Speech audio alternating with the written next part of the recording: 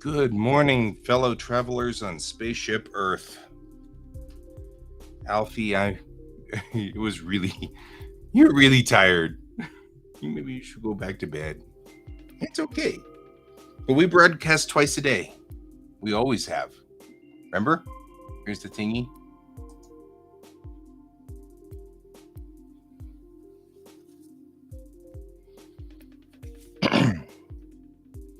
Do you have time changes?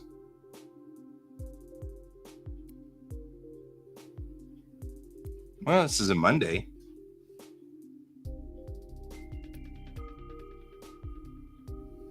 Two times a day, 5 days a week. That's how I get my work done.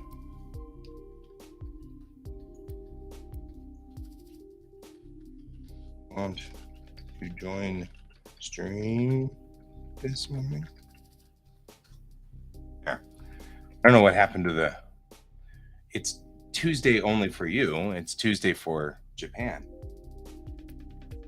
Japanese time, it's Tuesday, 12:10 a.m.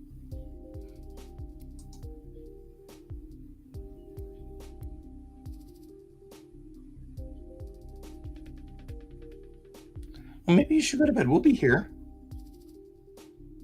It's okay. We'll be here. Yeah, I know. Time travel.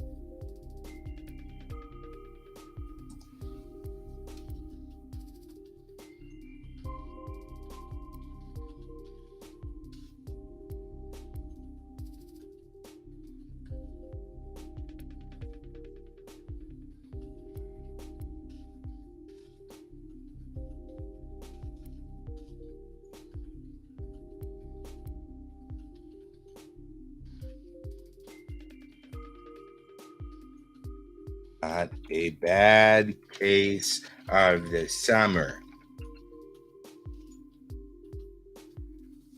I'm like sitting there going, Andy B on the Quack Forum, want to join the stream? You don't gotta, but just wanted to make sure you all knew. Stream's running. There you go.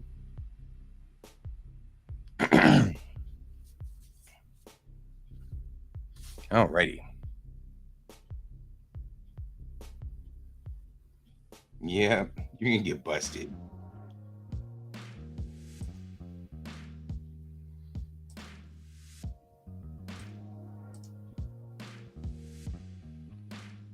All right.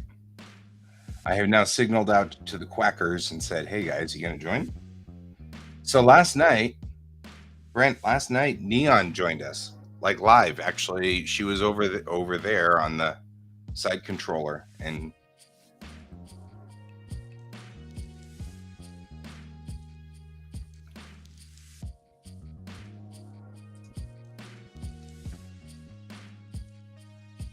that's the bad kind of summers.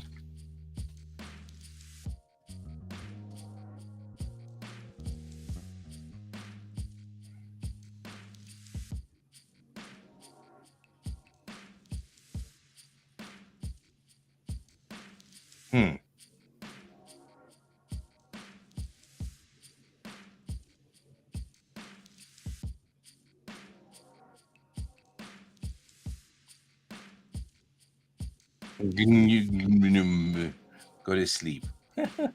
Alfie, go to sleep. We got this.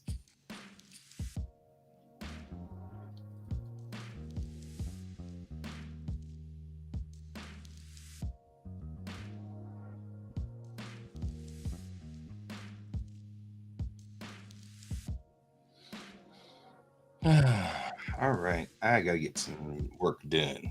That's what I'm doing.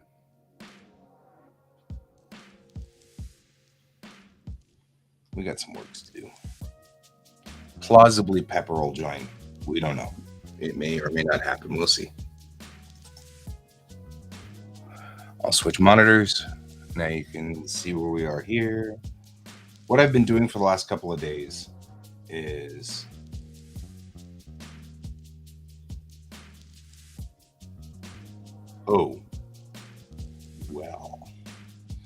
what I've been doing for the last couple of days is the wrong thing. That's always nice. Let's go back to the beginning, folks, and bring up all of our. I was thinking I had done this so well, and no, we didn't do it so well. That's all right. We'll get there.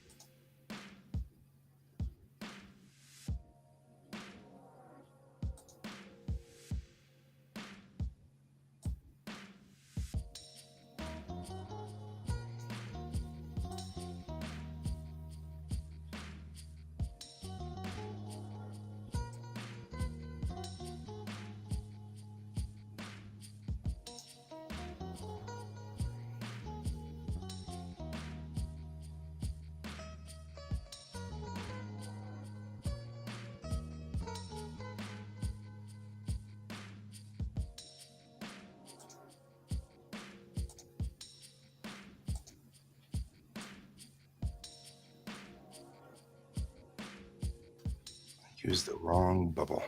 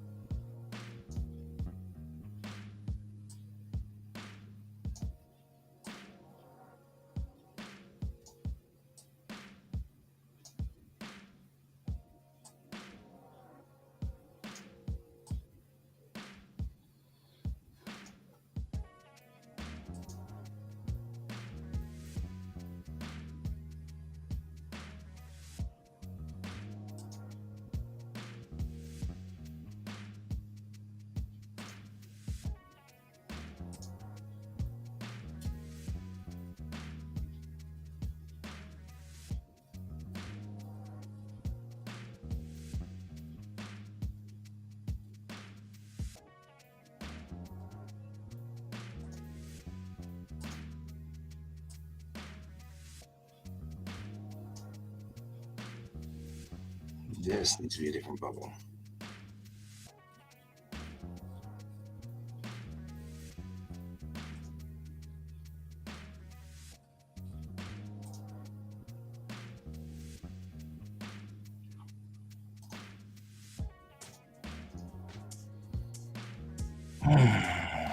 Okay, now we got to figure out how to make a different bubble. Maybe it's just simple. What do you think? Think it's simpler, or is this going to be super hard? It's going to be super hard.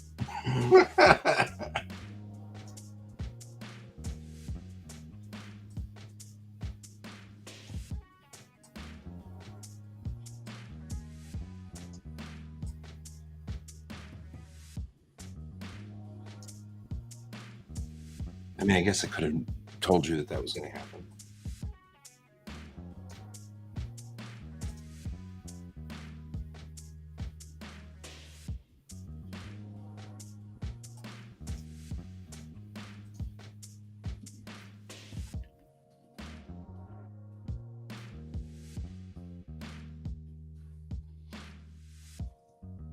It wasn't that terrible, I guess.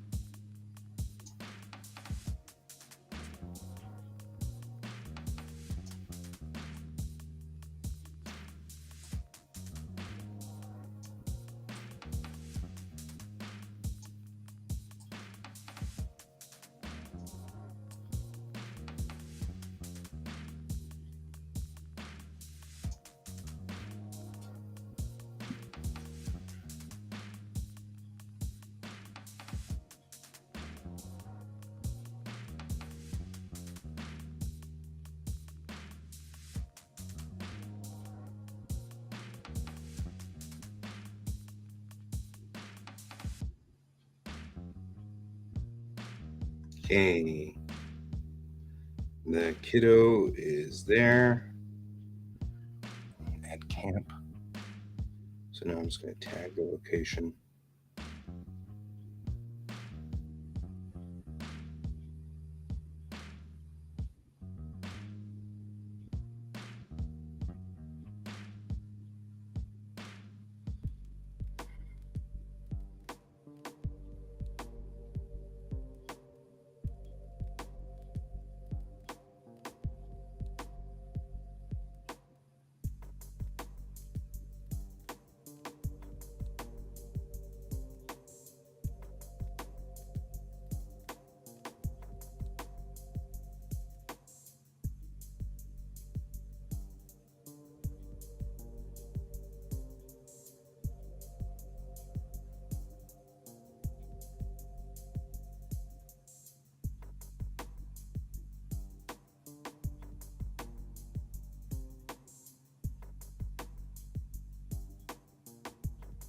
I'm trying to figure out how to. There we go.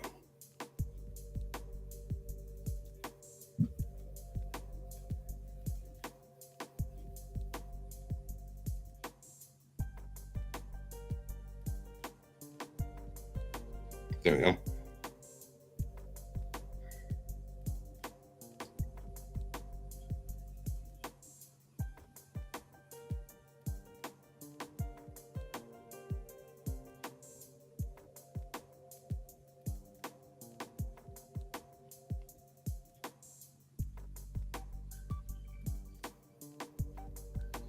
All right.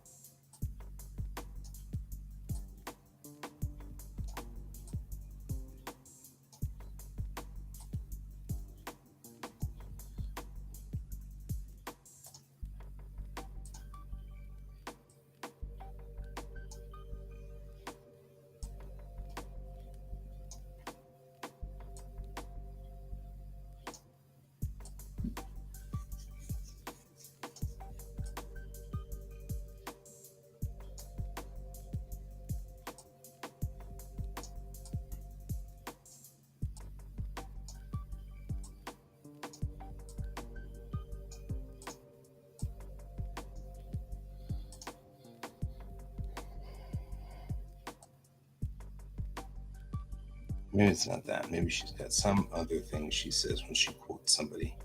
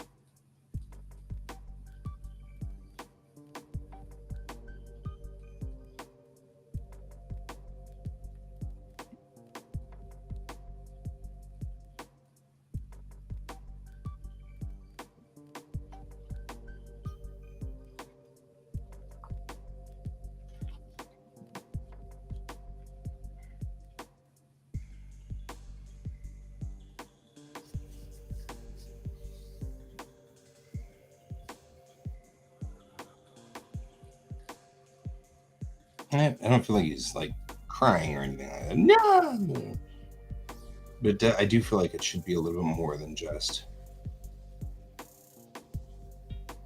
a circle.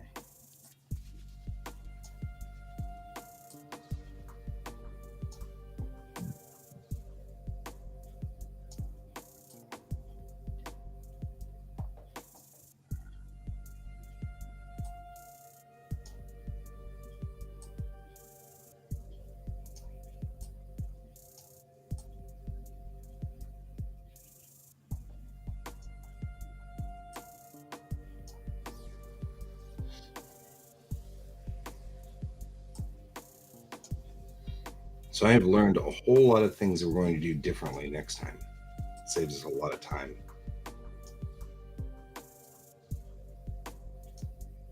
So that'll be cool.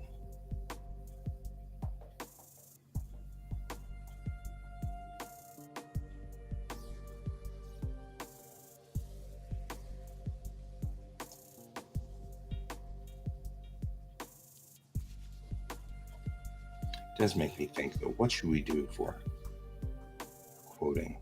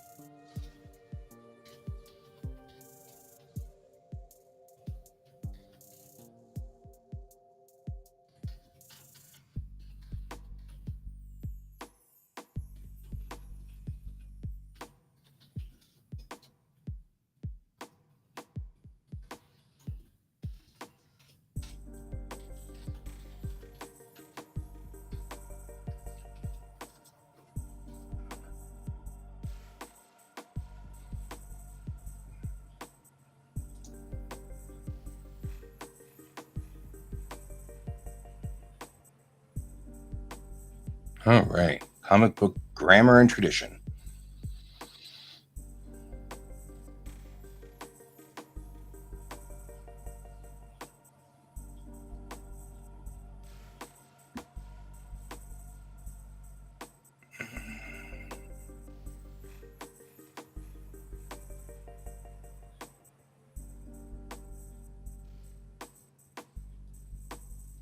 Burst balloons, shout balloons, yeah.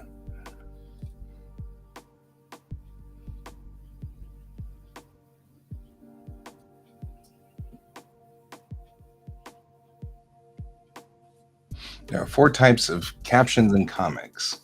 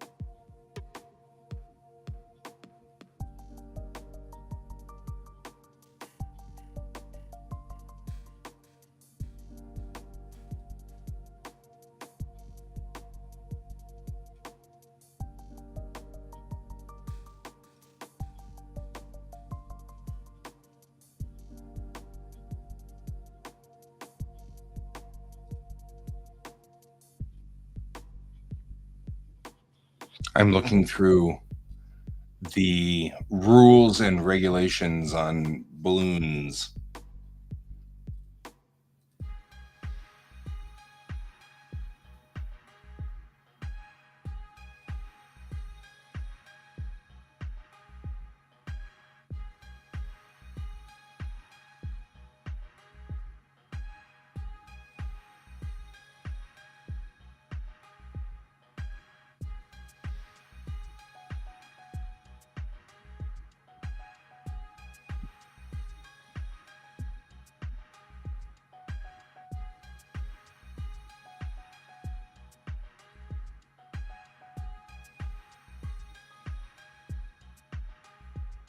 Oh, you no longer need 2 spaces.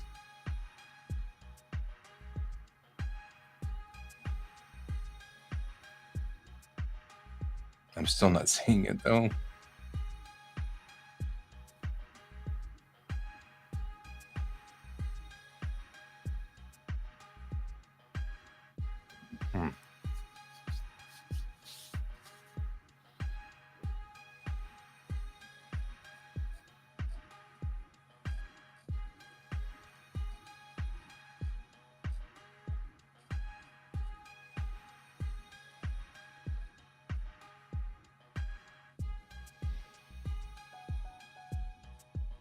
I feel kind of like...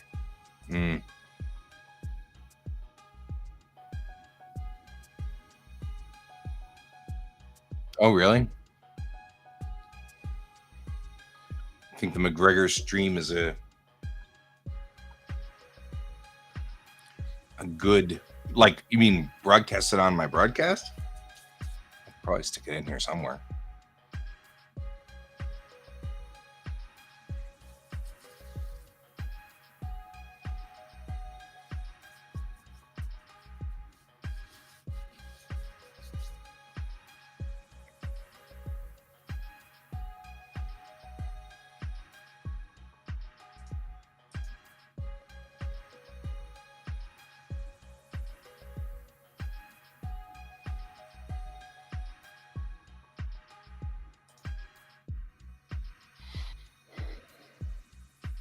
I think this is a square box. She's quoting this person directly.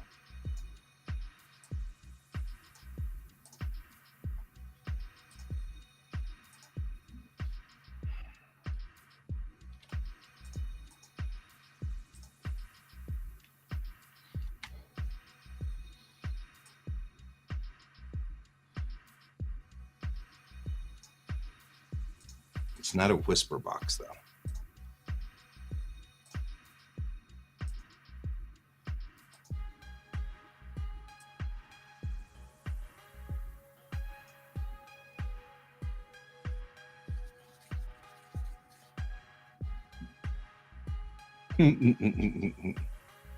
Could be fun.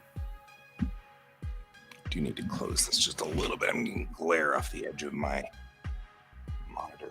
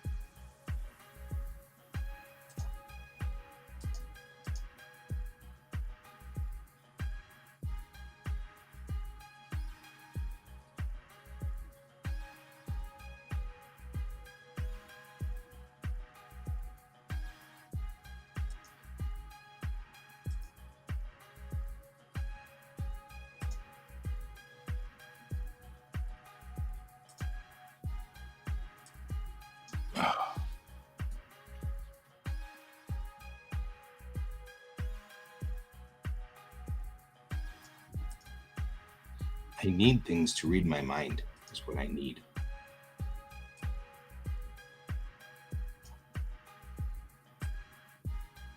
Why can't we get AI to read our minds? That's what I want to know.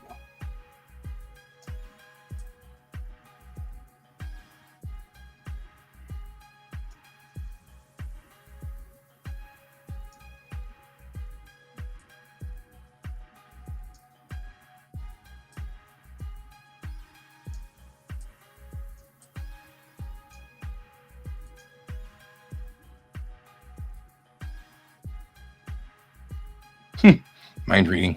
Good work. Hey there, hi there, ho there. Hello. What's haps? What's the haps? Joining because you asked if someone was going to join you this morning, and I had to take a bet. Well, yeah, but Or that's not joining. what haps happening. Is that the only thing that's happening? Well, I mean, outside of what I stated privately, yeah, no, that's pretty much it. Nothing else is happening? You done any work? You gonna do work today? I'm gonna do work today. I mean, I'll be realistic. Like, I haven't really been telling people, but yeah, I've been sick since mid-May, so it's like, it's been very difficult to work and sit down. It's all good, So, and you don't have to. You don't have to push yourself today if you don't need to. I was just. I was actually going to. What I was kind of doing was doing the. Is everybody all right? Because nobody's been here. Last night we had somebody who started watching our show a while back, and she kind of tripped over our feed, and she's drawing a little comic, and so last night she had the day off, so she joined the stream actually. Like she actually was on the show. That was cool. Cool. Does this person have a name? Yeah, Neon Black Bats. Okay. I actually don't know what their real name is at all, even though they were on the show, which is fine. That's fine. Yeah, but yeah, the Neon Black Bats person was on last night. Apparently, she has a toddler because you can hear the toddler coming in the background all the time. Gotcha. It's just really cool. So we've got it. We now have expanded our quack to Oregon. Okay. Or at least some part of quack is extended to Oregon. Cool. But her job requires her to monitor people all night long. Oh. You know, she works at a retirement home or whatever, and her job is to make sure they don't get out of bed in the middle of the night. So she can join us for streams most of the time. She just can't turn on her microphone in case somebody gets up and says something. It's a violation of HIPAA regulations. So gotcha.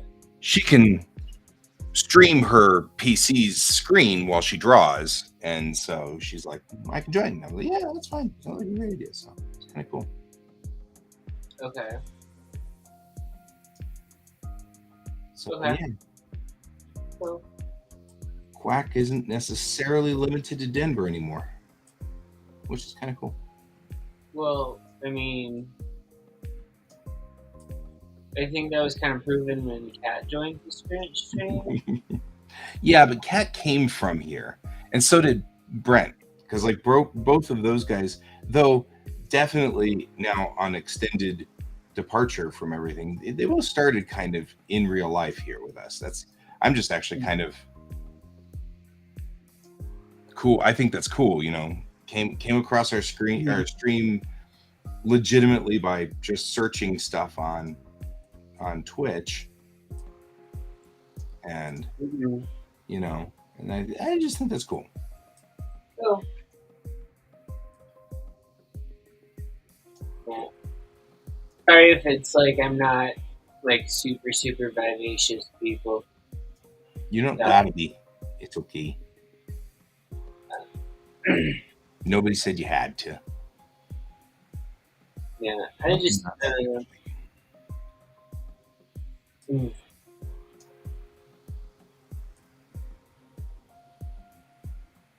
I actually just missed you. That's all.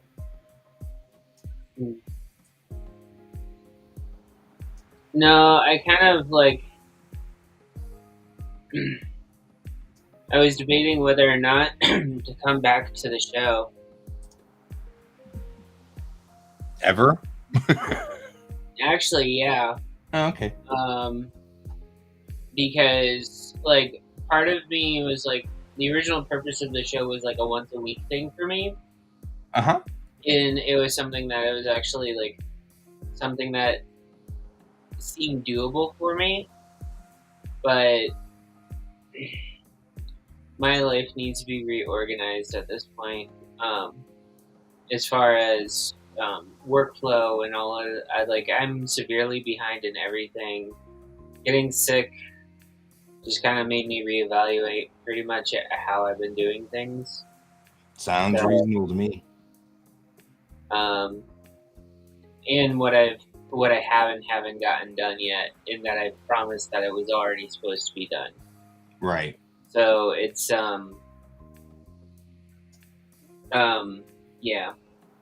Well, I mean, this was from the very get-go. This entire stream has been supposed to be a thing that helps you work. If it does not help you work, then I agree with you. But also the once a week thing was a check-in, and yeah, that's basically and it's now become a body doubling thing. So, yeah. but that's because this worked for me. It makes me get to work, and so because it works for me does not mean you have to do it. You know what I mean? Yeah. So it is absolutely okay if it's not working for you. You know? Yeah. Well, that's like, I think it's just basically like I just come on when I decide to. Now, it's that's basically what it turned into. Is you come on and do what? I basically just come on when I decide that I want to come on. Oh yeah. Oh yeah, and there's nothing wrong with that at all. Yeah, I just no. Yeah, in fact, that would be what I would rather you did instead of quitting altogether. Yeah. You know what I mean? It'd be nice if you just came on whenever you felt like it. You know? Oh, okay. You know what? I think I can do it today. You know? I was only getting onto the quack side and saying, hey guys, anybody want to come on, because I'm having a hard time focusing, and I'm having a hard time not just going, well, you know what? I'm going to quit now for the day. And Brent can only do so much from Kansas. Well, I'm still waiting for him to get back to me on something. Oh yeah, I am. cool. So, but no, I actually did find a July prompt thing to do. Uh-huh. So I've been slowly but surely doing whatever I can for the prompt. So it's like cryptids. Okay. It started out with the Jersey Devil, Poop Snake, Aw, I like it. the London Bridge Square Gelatinous Cube. People have such great imaginations. Like, I love all these. Anomaly 13. Nice. Fresno Nightcrawlers. I love those guys because they're like, we don't have anything but a head and legs. So, no, I'm slowly but surely getting things onto my web store. I got some prints up there now. I'm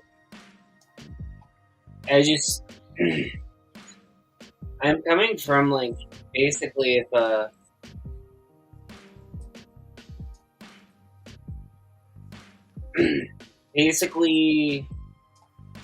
I go grocery shopping, I have to this past weekend when we went, I had to take the scooter thing around because I couldn't stand and walk. Ow. Like, that's on how sick I've been. Was this a COVID related thing? No, I got so mid-May when we had the smoke inhalation issues from Canada. Basically, it got me sick. Right. So that sickness caused some health issues to creep up, Gotcha. and for some strange unknown reason, I was gaining weight. Oof. But like, I was barely eating anything, and I was getting sick a lot. I was vomiting. I didn't I was really mean to have you, Yeah. you know, if you don't want to talk about this. No, it's fine. No one really wants to hear about vomit. It's all right. I get it. No. It's not that. You had said at the very beginning, whenever I talked to you, you're like, what I had said in private. And I was like, oh, okay, so we're not talking about it. That's all. If you wish to talk I'll about talk it, about please it feel now. free. It's fine. I'll talk about it now. It's fine. Okay.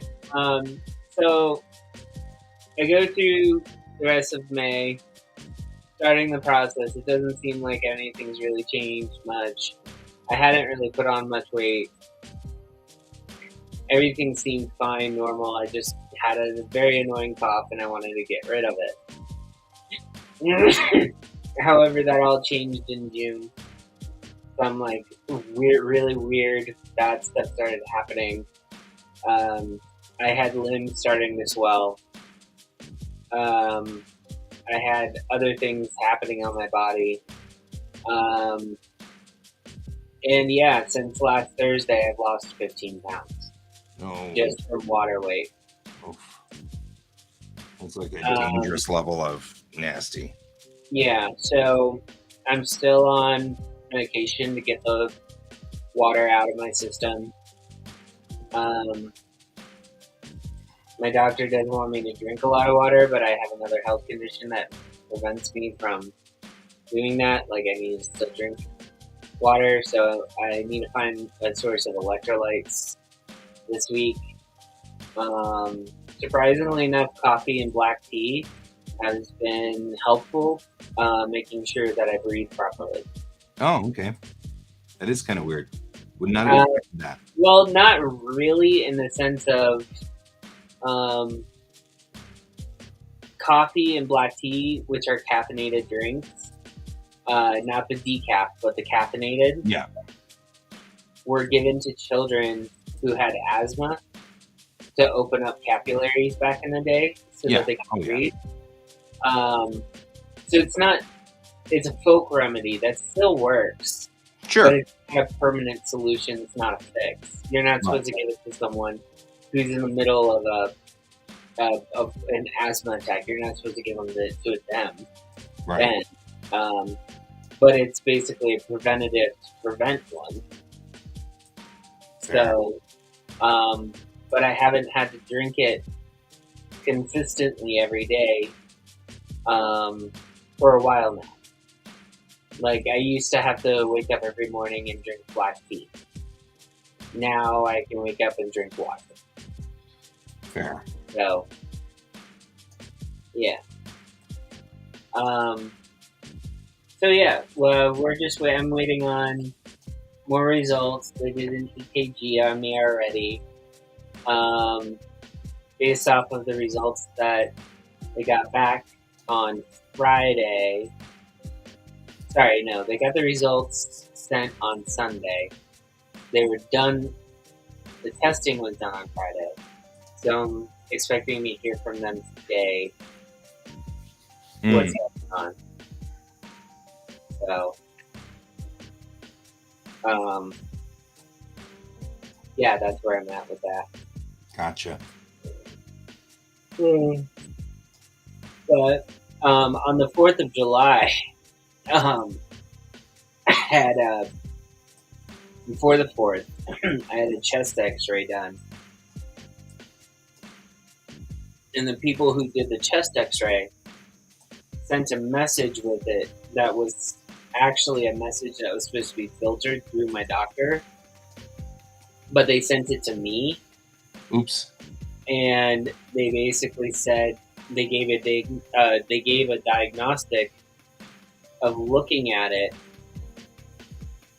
the image, saying I had congestive heart failure. Yep. And the thing is I don't have congestive heart failure. I have a type of arrhythmia, which is not the same thing. No, but it is still pretty It's still ugly. scary, but not as scary as the first one. I mean, and that whole thing. Of course, my dad also had congestive heart failure for like 10 years. Yeah. So just having congestive heart failure doesn't mean that you're gone. Right. Although you are a little young for congestive heart failure, either way. Well, like my dad's first heart-related thing was like when he was in his late 30s, and I am in my 40s. So Right. it's more or less like we have DNA testing being done too with me. So we're ruling out genetic factors too. Right. But I have a heart that beats higher than 100 beats per minute, Right. which that means that my heart needs to be slowed down. Okay. That's the type of arrhythmia I have. It's like Mhm. it starts with a T. Tachycardia. Yeah, it's something with tack in it. Yeah. I keep telling my kids that. I'm like, the tachometer is the Mhm. tack from beat. It does not mean that it's got like stickiness or something when you touch it. Yeah. It's yeah. It's yeah. It is what it is. It is what it is. So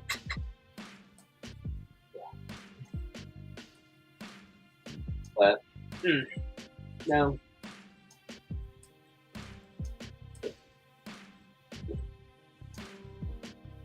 So yeah. Yeah. That's basically what I've been dealing with. Bill basically took off work all last week because he was mentally freaking out. I was trying to keep everything together, but I freaked out eventually. Yeah, June's not turning out to be really a nice month, and July is not starting out so hot either.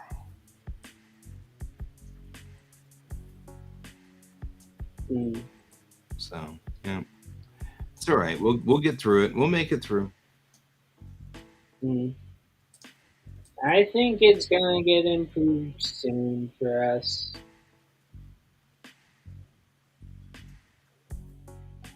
But nothing is. The one good thing about it is they didn't stop anything for us as On far all the as other health missions. goes. Yeah. So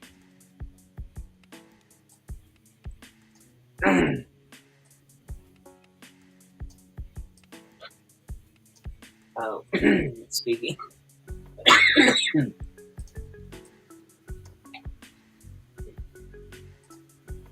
Yeah, I'm noticing that even Brent is talking about how the reason he hasn't done your part is because he's just cruising at this point because things are just rough. And I was like, Mhm. ooh. Oh yeah, I mean that's fine. Um,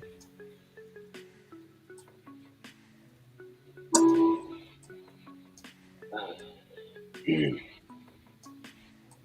yeah. Oh, and during all of this, we also got like our renewal thing so that we can stay on our adoption list too.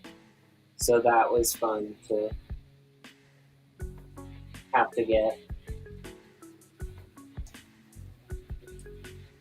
Right.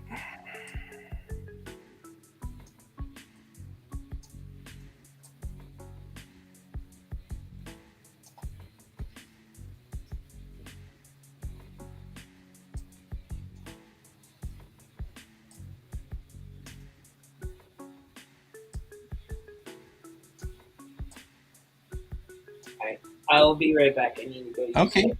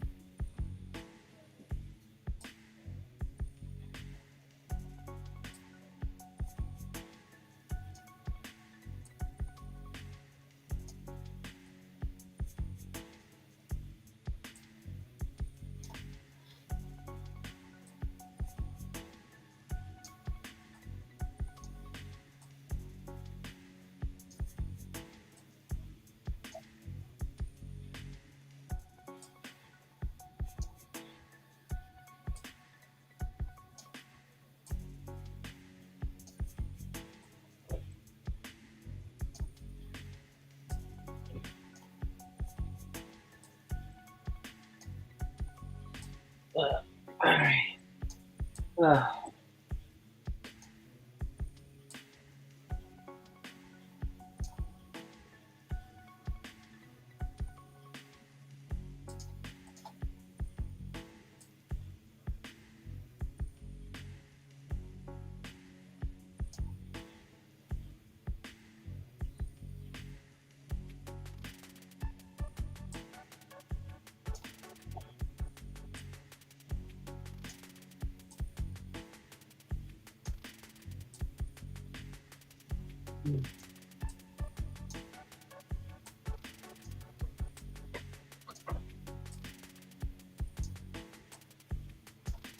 I made yummy burritos last night.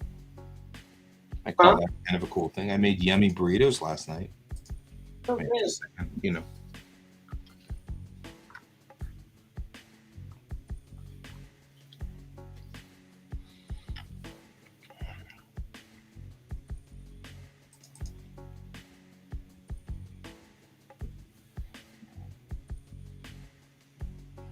All right, now I caught up. I'm trying to send this off to be beta read, but I realized that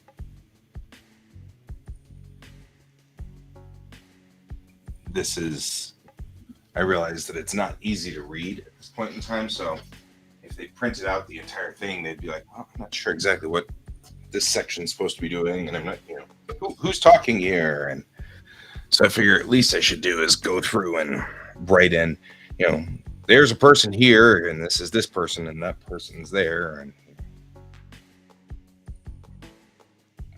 and maybe clean up the area a little bit. Well, the one good thing about the entire thing of being sick and everything was we've been playing D&D. Oh yeah. So I think I've only accidentally missed one session since starting by accident because I had a really bad day and it just kind of left. Right. But yeah, other than that, I'm glad, like, the group that I'm in, like, luckily everyone has, like, some form of health issue. Right. So it's not like they don't try to sit there and, like, make me feel bad for having them. Sure. Yeah. So, but yeah, I play a tiefling bard that is neutral, chaotic now because everyone found out on how chaotic I can become. Right. I was true neutral when I first met the party.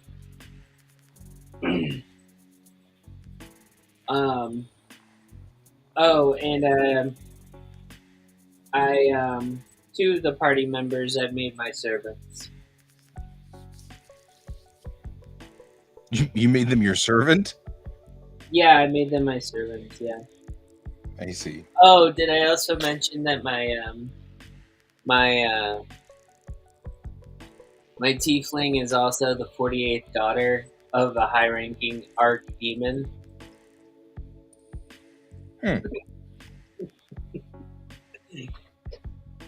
So she's collecting souls for her parent. I see. It's kind of funny. So technically, the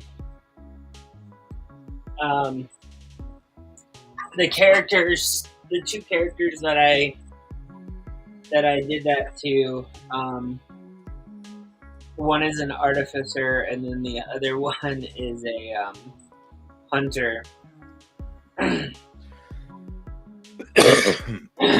Uh-huh. So, but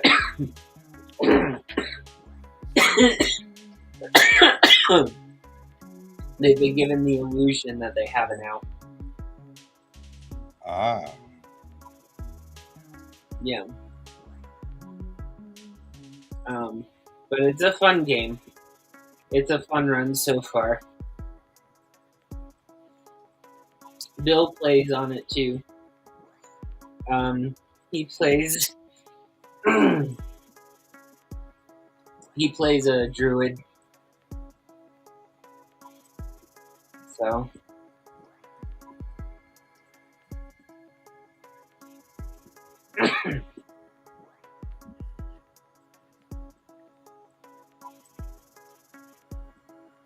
We actually. He just got dice that are for druids. We couldn't find the healing druid dice, but we found the animal druid style dice. So it has like a little tiny wolf skull and Oh, that's cool. all of the dice. Same company that did that one. I think they have one that has like mushrooms in it in the center of the dice. Cool. Oh yeah, little mushroom. Yeah, I've seen those. Yeah. Hey Donald. Hey Ray.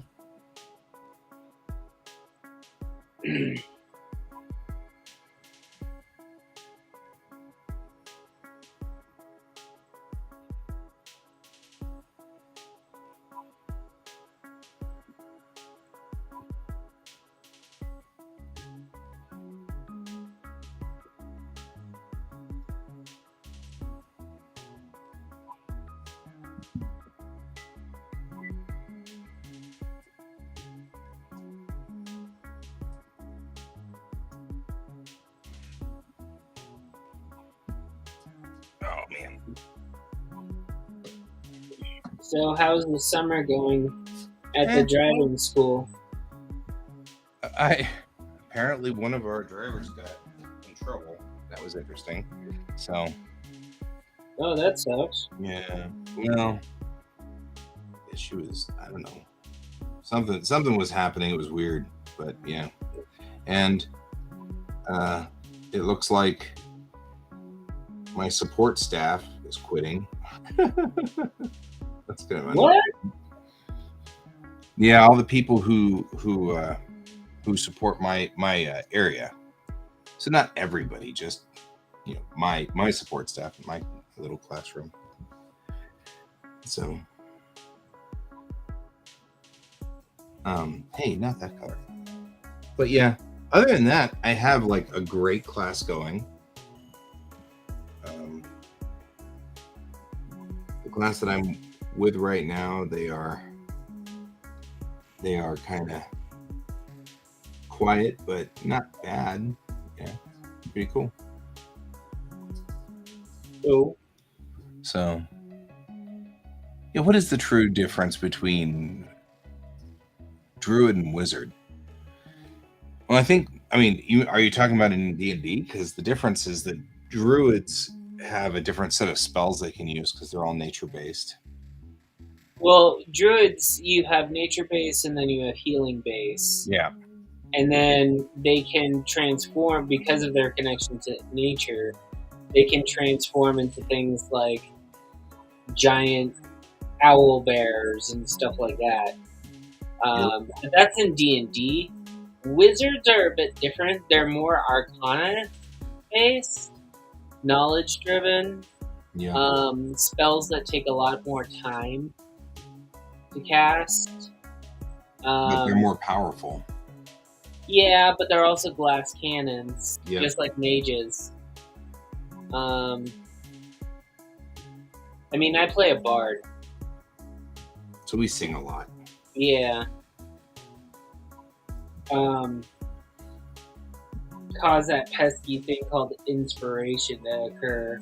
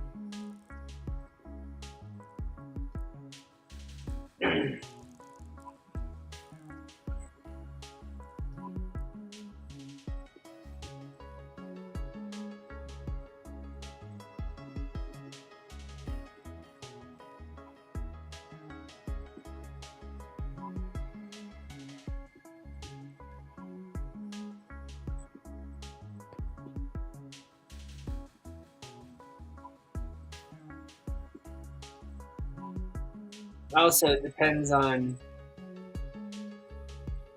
Well, it depends on the type of wizard. There are some wizards that are not elemental based. So,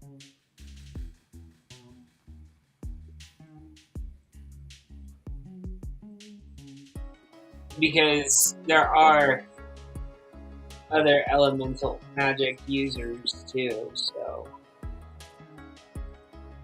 it's like kind of the shared thing. Oh, well, D&D stuff you can buy it like you want a commercial store, you probably want to do Barnes and Noble. It's probably the easiest place Yeah, to find it. first, A gaming store would probably be better because you have a mom and pop usually location selling them, and that goes directly to a mom and pop, not a corporation.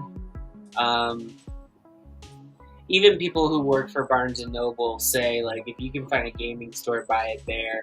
It's better for the economy to have the smaller guy actually get picked up, have it bought at their store versus them.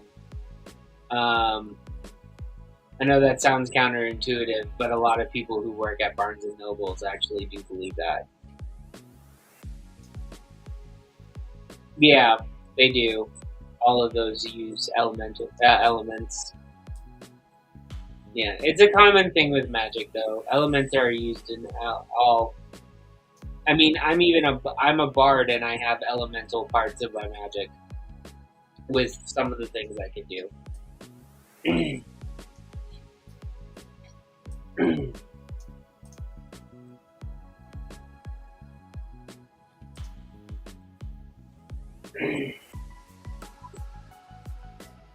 yeah, I was going to say, first you kind of need to figure out where Ray is. Ray's not in an easy place to find these things. But I'll bet you there's a way we could figure out how to order it and send it to you somehow. Well, I would say check Amazon as a last ditch effort. However, it is a lot of fun, Ray, and I highly recommend if you can figure out a copy.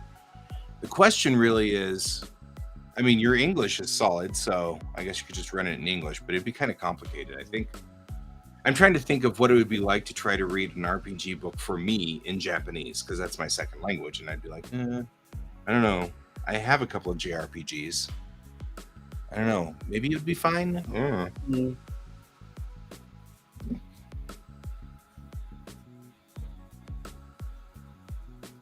Technically, Brent, my character was raised from the dead after being killed by a lich. So, Son of a lich.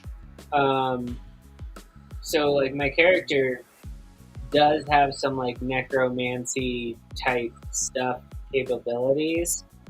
I just have not explored that with that character. Yeah.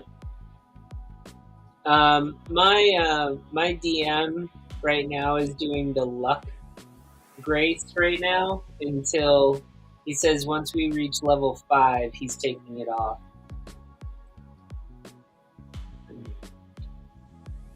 So that should tell you right there what type of game we're playing right now.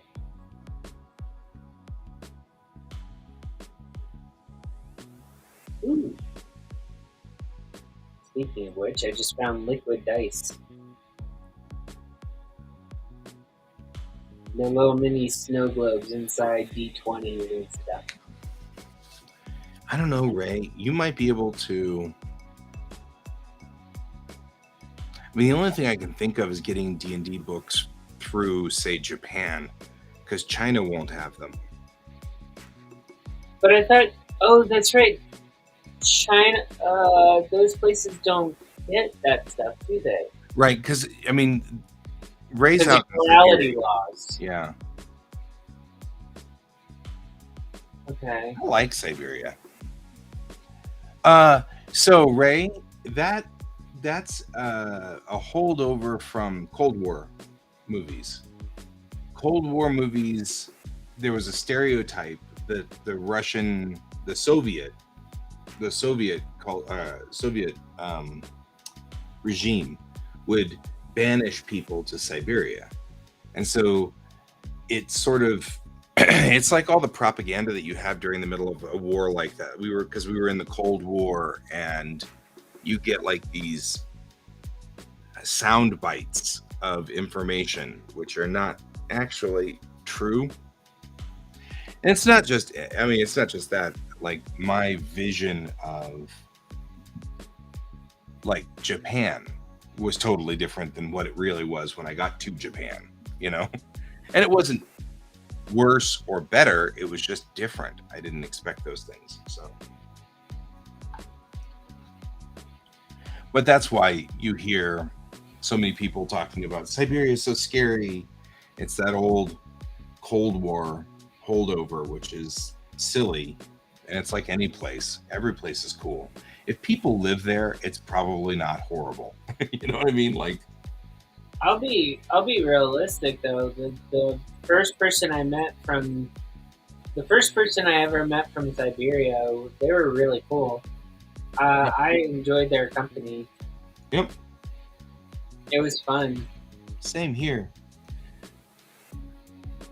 Um, they definitely thought differently than other people. So I have a buddy from Kazakhstan, and I didn't know she was from Kazakhstan. I mean, I knew she was. I met her shortly after the fall of the Soviet Union, so I knew she was from the Soviet Union somewhere, but I had no idea that she was from Kazakhstan. And then, so I've known her for what? That's 30 years now. I've known her.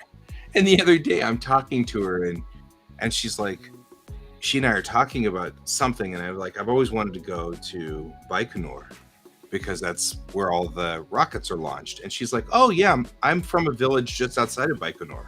And I'm like, all of this time, I've known you for like 35 years, and you've never mentioned that you were from a village really close to Star City? And she's like, it never occurred to me before. And I'm like, you know me. I mean, where I grew up in Florida, I literally could, both me and Bill, when we were kids, we could literally walk out And just watch the launches. and watch the launch. Yeah. And now, granted, we weren't right next to Cape Canaveral, but we could sit there and, like, we were about an hour south of it. Right. So we could literally watch it from our school. Thanks for disclosing that so I don't do that to you in 20 years. Yeah. What? You were right by the Cape and you never told me? Yeah. No. I've always lived in the middle of the United States. I'm not near any launch facilities, and it always makes me sad. No. I mean, it's fun, but, like, when you're growing up with it as a kid, after a while, it stops being special. I can see that, and maybe that's not such a bad thing. You know what I mean? Like that I didn't grow up with it because it's still magic to me. But that's, you know, going to heading off to Kazakhstan has been one of the things I've always wanted to do, and just be there for a Soyuz launch. Oh, well, my brother came back from Turkey recently, so Tunguska. Tunguska would be a thing.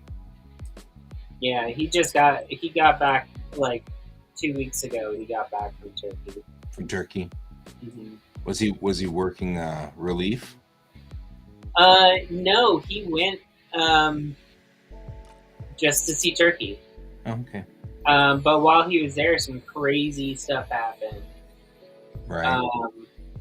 He was sequestered to part of the city. He couldn't go into one part of the city while he was there because they were having riots. Oh yeah. And it was, I think it was the first time that anyone else in my family has actually like had to see what me and Bill fear from happening sometimes here. Mm-hmm.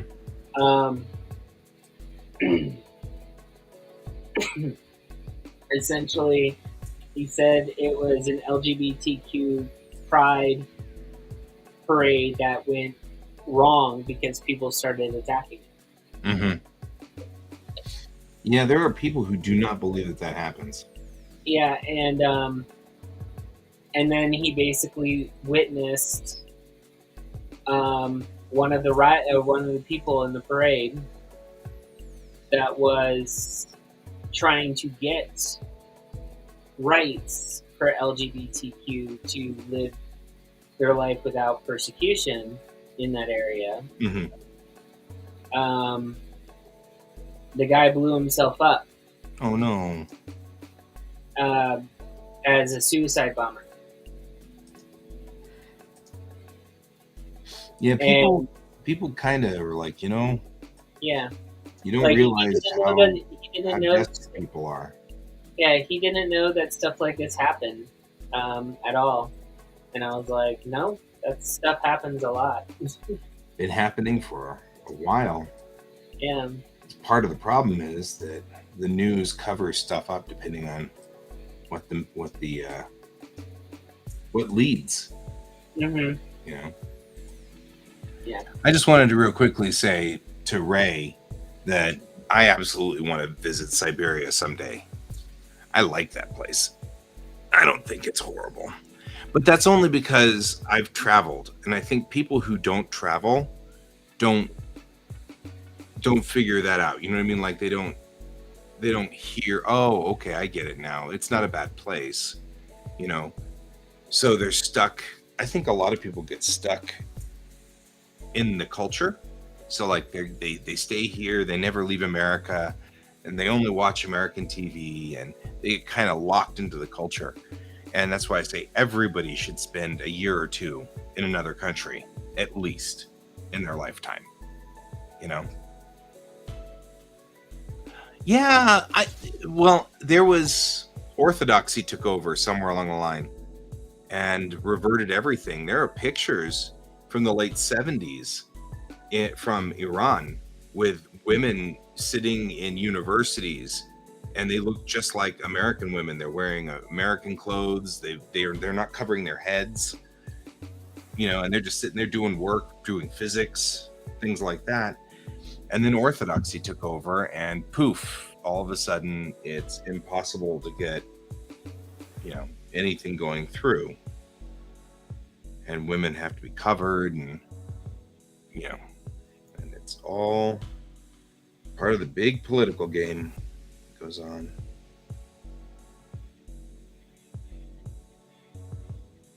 So.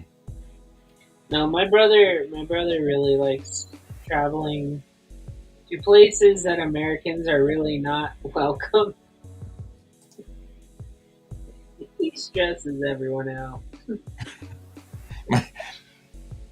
As the brother of a military soldier, I can share that opinion.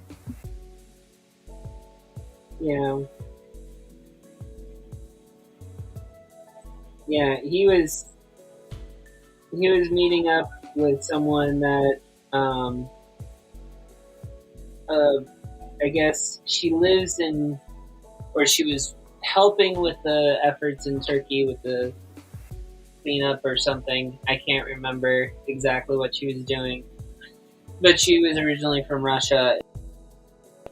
She was there, and so she was hanging out with my brother while Mhm. that was all going on. So yeah.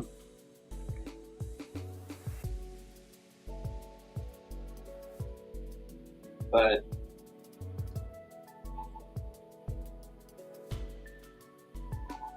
I'm just happy he's back stateside.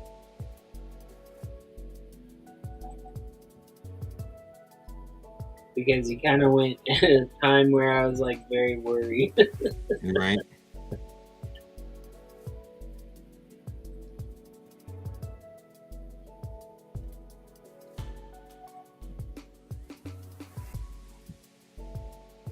I don't know, was the Ottoman Empire super progressive, but it was also so wonderfully intelligent. So many things came from the Ottoman Empire.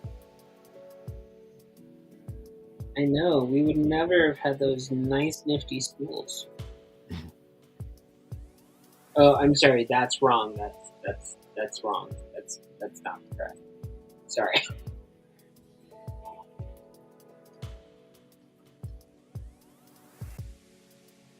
That is a ignorant belief of most Americans. Yep.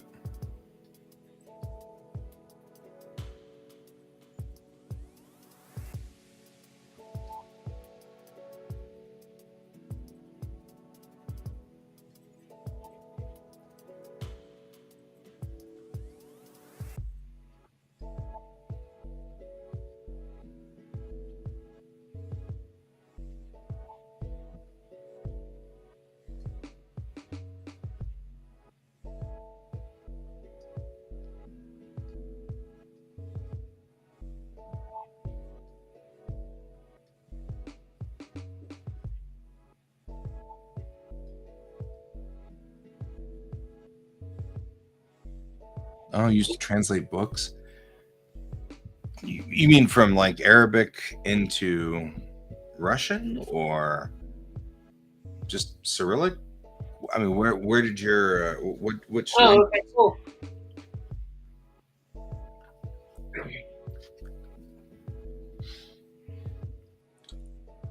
I'll be right back.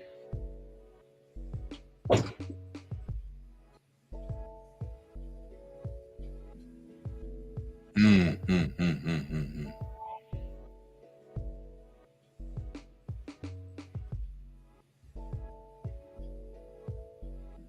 Right.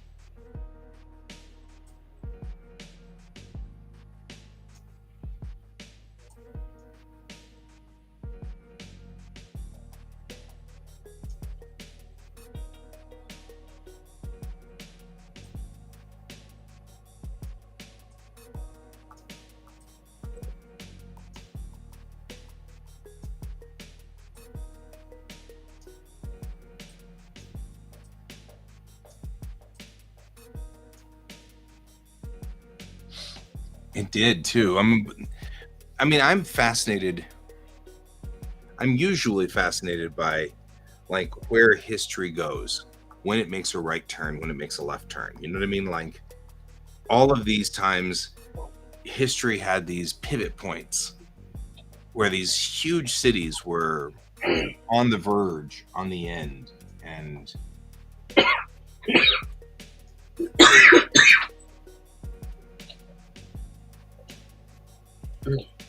it's a thing. What's up? What did I come into? Oh, Russian and Mongolian and Tartar. That makes sense. Wait, Tartar's an actual country? It's an actual language. Oh. Okay. I still don't know all the language names. Well, Sorry. Ray's out on the steppe, so like I'm sure that's one of the things that fascinates me. It's because like that whole area is really interesting. That the Mongolian culture, that's an old culture, and it's Mhm. got so much rich history, and it's so fascinating. I Mhm. really like that area. There was a dream that I wanted to do at one point in time. I really wanted to, take the Orient Express, the actual train, and Mhm. because it goes through all of those areas now, and it just kind of you know, wanders through, and it ends up in Kazakhstan, which would allow me to do the other thing I wanted to do, which is watch a rocket launch with the Soyuz. Mhm.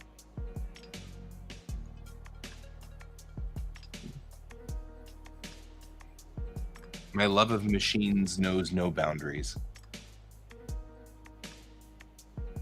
Yeah, I mean, a lot of the problem, Ray, is that um, people have a real confused image because there's a lot of politics involved, um, and that's on our side. That's not on your side. So there's a lot of politics that have used words and twisted them and moved them around to further political uh, agendas. And so, what really happens in the real world is nothing like what America seems to think happens in certain areas.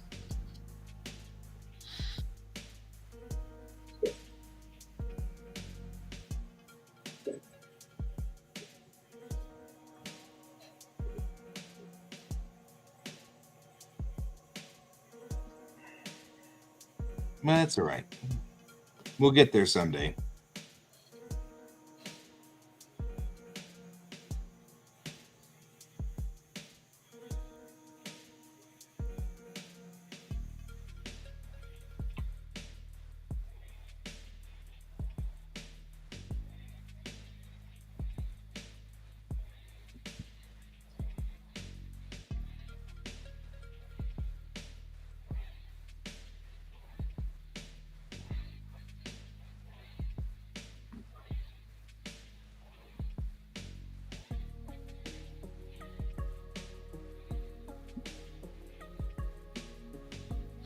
Wait, are you saying Siberia and oh, hey there, cat? Are you saying Siberia is in Russia? Because I do kind of know that. I also know that the area that's North China and very, very Eastern Russia is blurry. Like the history there is very blurry. And over the last multiple thousands of years, things have moved and shifted. And the cultures that sort of travel through there are um, nothing wrong with that. Hey, Gotta thanks. give I gotta give the Soviet Union props. They moved us pretty fast in the space race.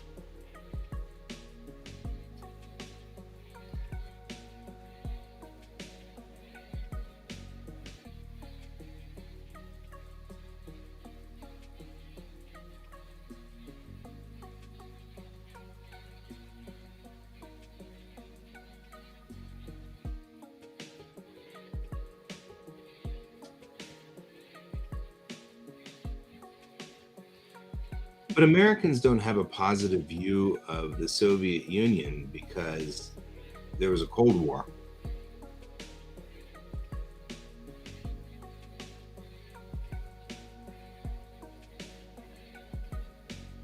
Like I said, different politics. We've talked about brutalism before. I love brutalism.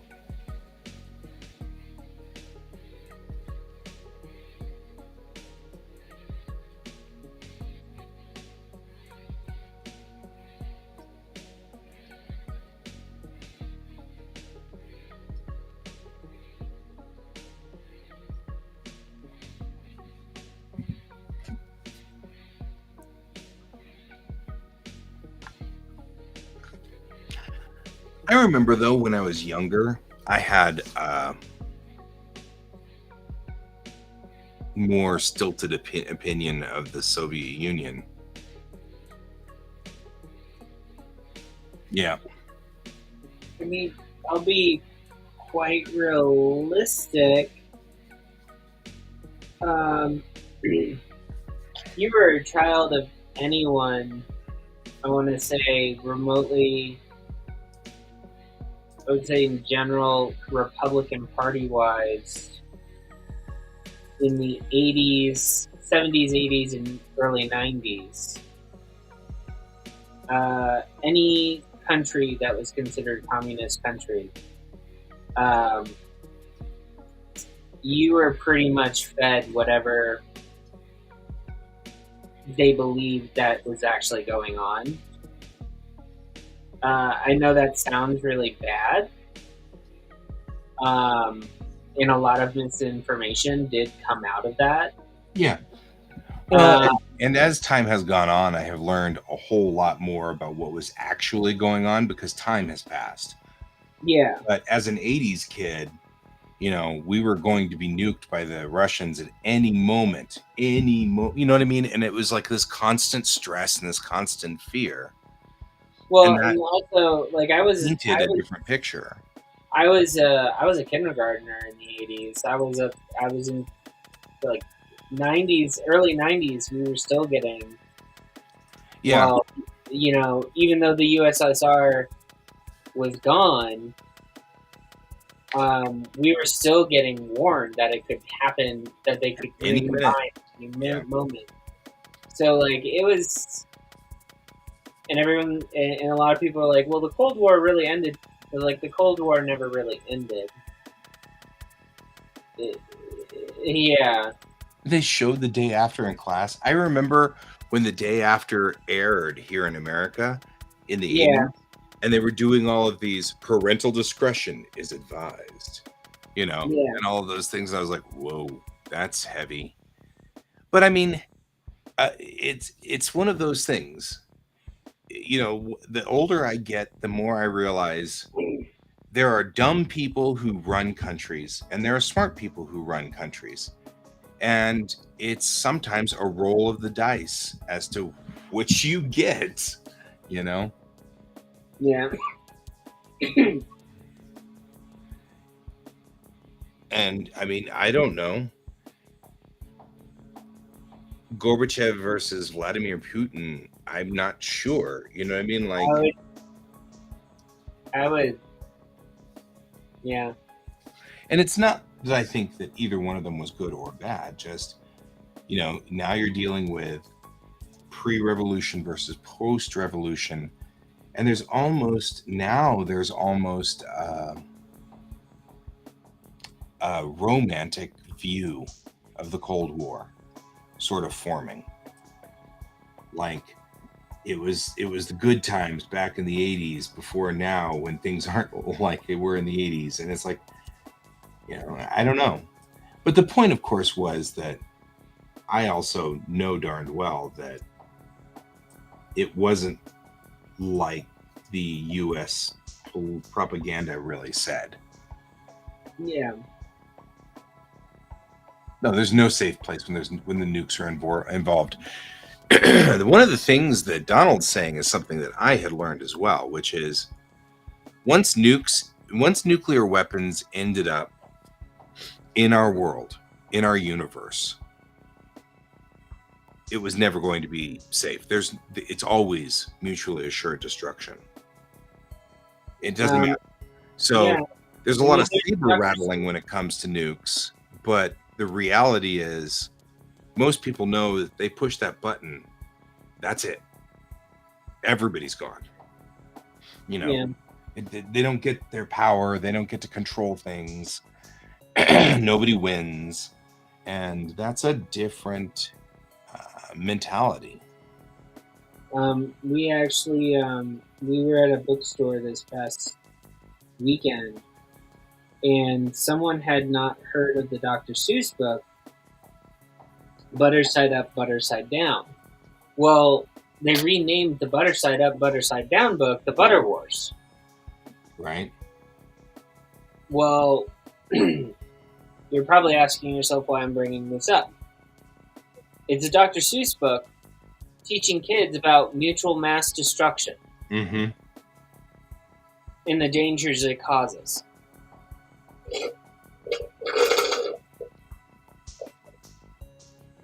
So, there are children's book authors that even try to impart to children that behaving in the manner that we're talking about is not good. Right. Are you saying, Ray, are you saying that Gorbachev was less of an anti-nuclear than Putin or than the U.S.?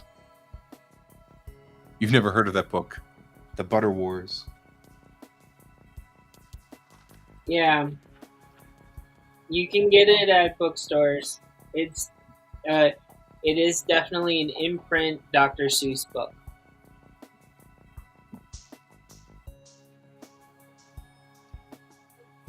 I saw it at the bookstore this past weekend.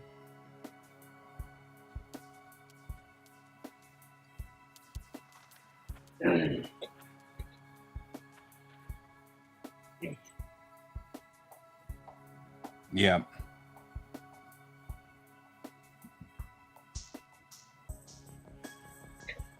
You'll probably get it wherever you get fine Dr. Seuss.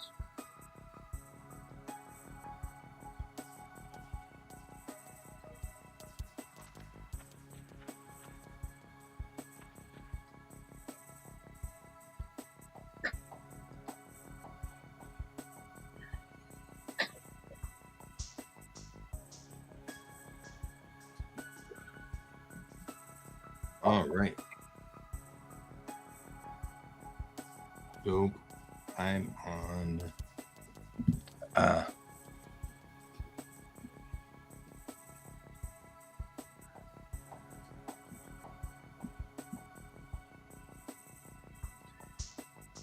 It's interesting. I always wonder how close we really were.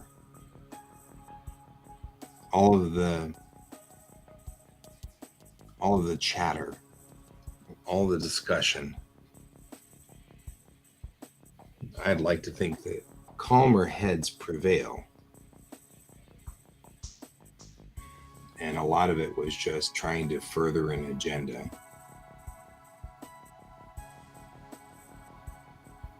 But in real life, neither Reagan nor Gorbachev were actually even considering ever actually using their nukes. I'd like to think that. Probably true, probably not true. Oh, in the USA. Yeah, so I think it's funny because I think that's probably going to be what you hear depending on what side of the ocean you're on. Well, I mean, Because you're going to hear that Gorbachev was trying to be more reasonable than Reagan, and we're going to hear that Reagan was trying to be more reasonable than Gorbachev. That's kind of one of the reasons why I'm like, I really wish there was something out there that just said, you know what, we're just going to record all this and put it in a box. Record the truth and put it in a box somewhere, and then you don't have to worry about it affecting your government or anything like that. And you don't have to worry about it affecting your people, but someday we can open this box and look back on this. And because I that's what I'm saying is I would like to think. Yeah.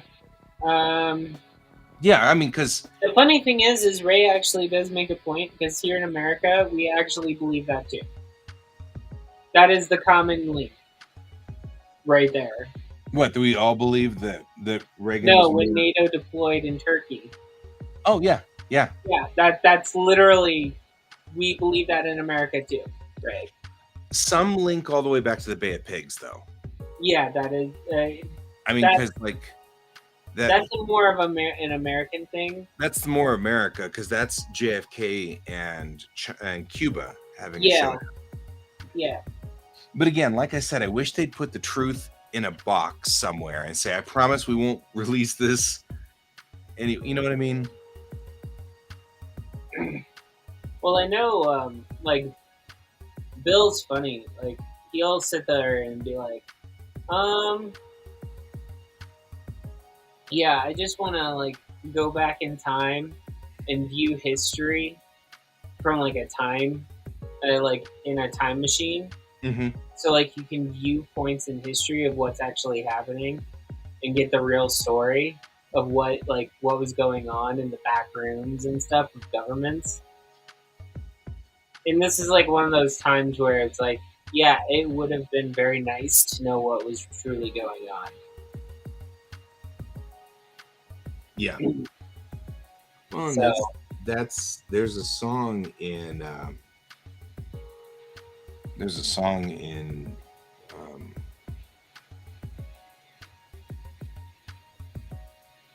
I'm missing a quote. Why am I missing something here? There's a song in the musical Hamilton, mhm, which no one knows what happened in the room where it happened. No one knows in the room where it happened. And the mhm. whole point is that backdoor deals are being made and there's no record of it. No one knows anything about it. People are talking to each other and making agreements and there's no trace of it. And Right. so that's part of the problem is we don't know, was Gorbachev talking to Reagan off the record? And was Reagan talking to Gorbachev off the record? Were Yeah. they discussing things and going, if we make this look a little worse, then we can get a little bit more money out of this sector? Or you know what I mean? Like something like that. You don't know.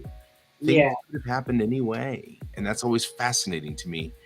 And that's why I always like that Hamilton song about the room where it happens. Because it's exactly the way it's like things just happen with these high power, really important figures in history, and we know nothing of it. Hmm. I do know that there's an adjustment. Like, what'll happen now is like people like Ray will talk to us and we'll talk to Ray, and somewhere there'll become an equilibrium where you can kind of figure out what might have really occurred. And that's how history kind of corrects itself over Yeah. time. You get people who are on both sides finally talking to each other. And when they start talking to each other, they start realizing all of the kind of the misinformation, and they can start kind of moving it back and forth until it's all in the right place. And then you get the history books that are written that way, you know. Yeah. But the problem with that, of course, is then it starts looking like people were just ludicrously insane. It's the German Nazi effect from World War II, right? Everybody Yeah. just thinks that the Germans just said, "Yeah, that's a great idea. We'll just let people kill the Jews," and nobody, because all the pieces parts, all the propaganda, all of that has been pulled out, so you don't see it from the point of view of the average German person sitting on the street in this situation. You don't see what made them scared. You don't see what people were telling them to do. You Yeah. miss all of that. Yeah. See you later, Ray. Thanks for talking to us. Thanks for talking. I Have a good enjoyed day. discussing it with you. We got about 15 minutes in the show anyway. Yeah. No, I think with this though, you have to understand like we also had people that fled from Russia after the fall of USSR. We had people that came over, and the moment that they came over, there were a lot of people that didn't want to deal with them because for a very long time we were told that they were our enemies. Right. So like Japanese. We have the it's there's a lot of things that happen that there's still people that still believe what happened during that time frame that's the truth, and you kind of have to approach everything essentially with an openness to be willing to change your mind, or at least be open to hearing what happened to them personally, so that you can have a better understanding of where they're coming from. And so, like that's what I was hoping for. I hope we didn't, you know, Israel. I do too. I try to say things. Yeah, they are. Oh yeah, Yeah. it's like everywhere. Everywhere is nice. You know what I mean? Like people are nice everywhere. The problem is when you run into that group of people, that one set of people that just are messed up. I mean, like even when I was in Japan, I was in Kyoto one time and there was a looks like I'm having connection problems. But there was a protest going on about, foreigners.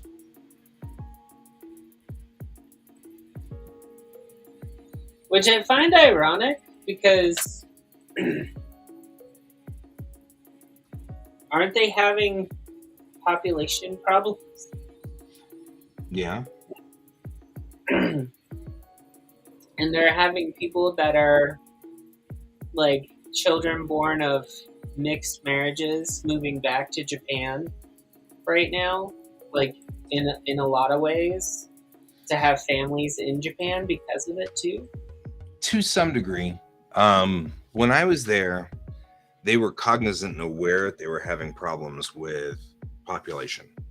There were already warnings kind of going out through the government Mhm.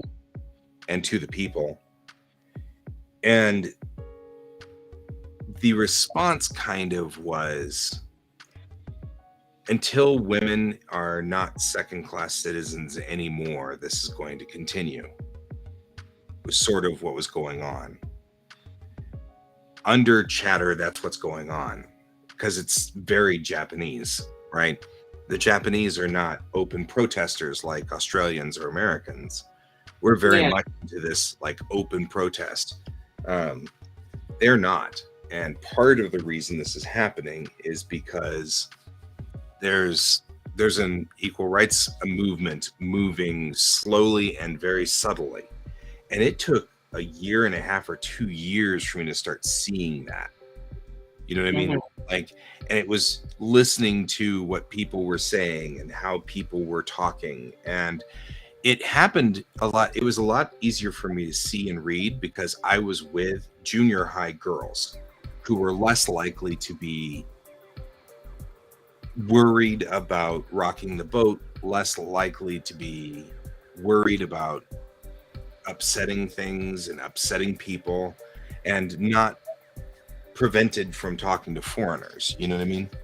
Right. But you'd hear them and they're like, no, I'm going to have to work really hard to do work, to do, to get paid the same as everybody else. And so I would rather just not have kids. You know? Well, it's Things you hear. so there's a YouTube channel that specifically goes to like Japan, Korea, and all of the Asian countries. I think it's Asian Boss, Mm. and they interview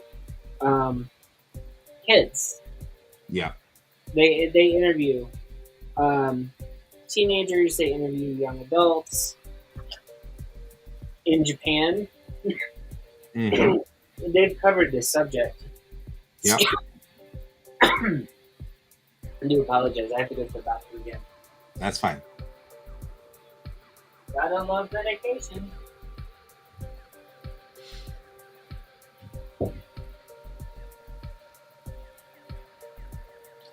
And I'm not disagreeing with you either, Donald. Power hungry people, yeah, there's something. So I saw a scientific experiment, like it was a psychology thing. There's a point where people have so much wealth of some sort, and it doesn't mean, I'm not saying money, I'm talking about wealth of a certain type, and when they hit a certain point of it, they start losing empathy. Oddly, like their empathy starts to diminish, and there's something about, like, They did MRI scans, and the area of your brain which generally operates with empathy just shrinks at some point. And it was an interesting analysis. Like CEOs, people who have, business acumen, the big power plays, something about it, they lose touch with their empathy side. And so it is kind of weird. But there's something out there that does that.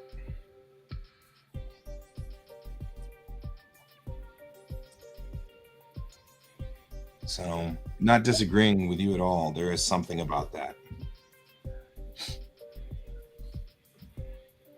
Which just reinforces my belief that I never want to be super rich. I never wanted to be super rich. I just would love it if I could make all my bills.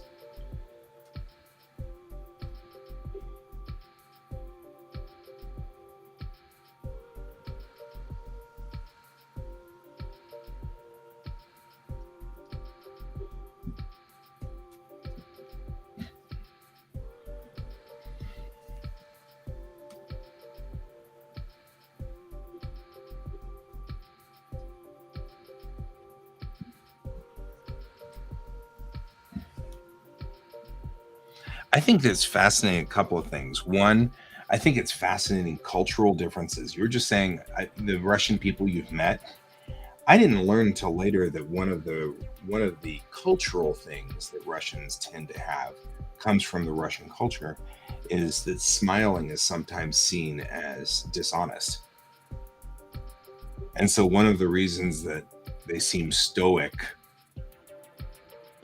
is because they're actually trying to look honest.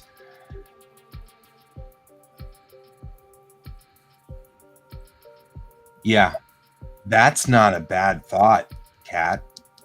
I think that might be.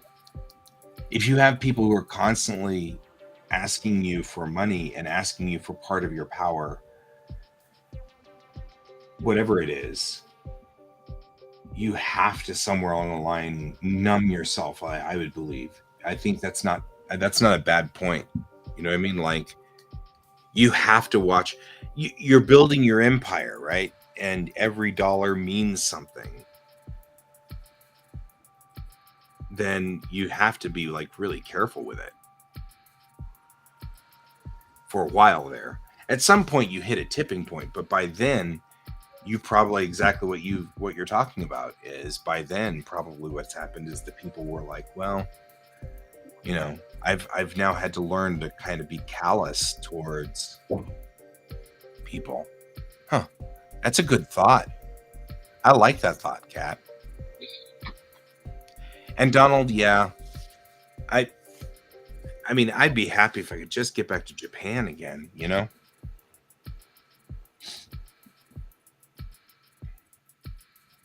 What did I walk back into? Oh, Donald said he'd like if you had if what we were talking about was people being there's a scientific study that they had done on CEOs and the empathy part of the brain shrinks as you get richer. So, and then Donald or I had said that's one of the reasons, just more reinforcement for me never to be super rich. And I was like, I'd just be happy if I could make all my bills. You know what I mean? And didn't have to struggle to make my bills every time. And Donald was like, I'd like to travel, and that takes money. So I'm with that.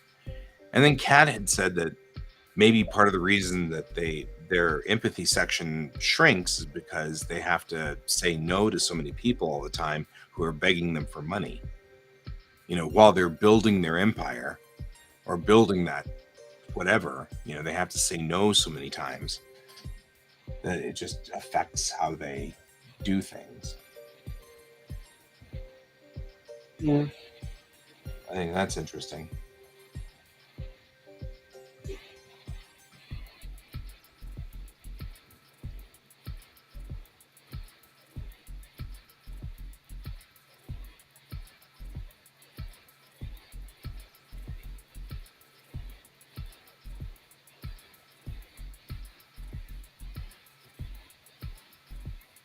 Yeah.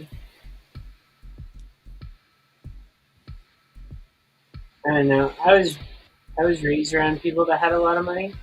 Mm-hmm. Um, all I gotta say is, um, it was interesting. Um, I witnessed someone literally buy a jewelry store just to fire someone. Wow. I'm not joking. I know you're not. He put it all on a black American Express card, like that one that has like no limit and it weighs about 5 pounds. Mm-hmm. Um, he was a friend of my dad's.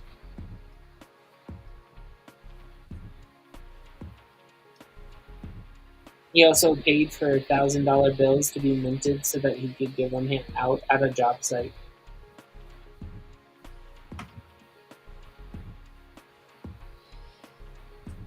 $1,000 bill from the U.S. Mint is actually worth a lot more than $1,000. Mm-hmm. Yeah. Because they're super rare. No, you have to have them specially printed. That makes them super rare. hmm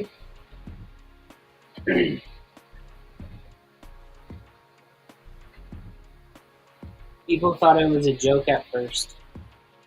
Mm-hmm.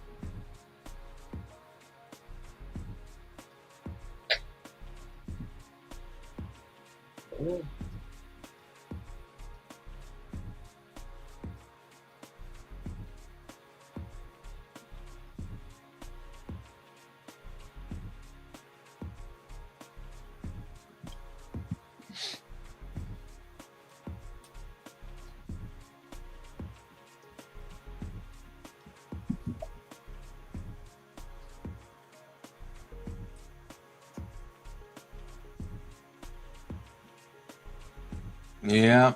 Well, we're out in 1 minute, so thank you for joining us, Donald.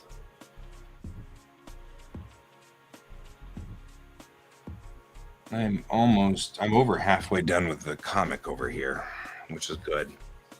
I got the pencils done for one of the 4 images I have to draw today. Cool. Yeah, yeah. I mean, honest Pepper, just use this as a body doubling if you need it. If you need to get work done, I mean, if you sit here, you can't really leave. You know. Well, I That's kind sort of of have to leave when I go to the bathroom because I'm not going in front of it. yeah. But what I'm trying to say is like, you know, you know, it's good for body doubling. Kind of locks you in place here, makes it so you can't really wander away. You know, I think it's kind of cool. Just saying. So you can use it for that, and whenever you need to. You don't have to. You don't have to be here every day. We'd gotten to day number 10 or 11 where there wasn't anybody on here, and I was like, "See you later, cat." And I was like, that's why I posted in Quack. I was like, this is like the 10th show in a row where nobody's been here but Cat, sometimes, and me. And I was like, anybody else want to join? You know, that's really all I was doing. I was just like, hey, anybody else want to join? So, but join when you need to. It's not critical. Well, I mean, like I said, as a resource. Like I said, though, I'm having I'm coming off of like the last time I was on the show. I don't know if you all remember, but I had to leave because of the coughing. Yep. So I mean, it's not like new. Like you guys knew I had health issues, so Yeah. it's not like that. It's just no. I just been having a lot of other things happen, and it's just making me just evaluate a lot of stuff. Totally cool. I get it. So all right. So I'm gonna go ahead and get moving because I've got burritos waiting for me downstairs. So I'm gonna go eat burritos. So I appreciate Ray being here. I appreciate oh no, don't do that. I appreciate Kat, and we had Donald, and we had Brent for a while, and it was really cool. We've had a lot of people here today. There's like a whole list of things in here. We've had the Nightbot in here. Alfie was here, but then Alfie went to bed, which makes some sense because Alfie was like, "What's going on?" Alfie was very confused. So anyway, thanks for joining me, Pepper. I needed a little bit of a push today to keep me running, so you kept me going today. So I Okay. appreciate it. And I will see you all. And give my love to Bill. And I will see you all later. Have and keep your eyes on the stars. Have a good day. Bye bye. Bye bye.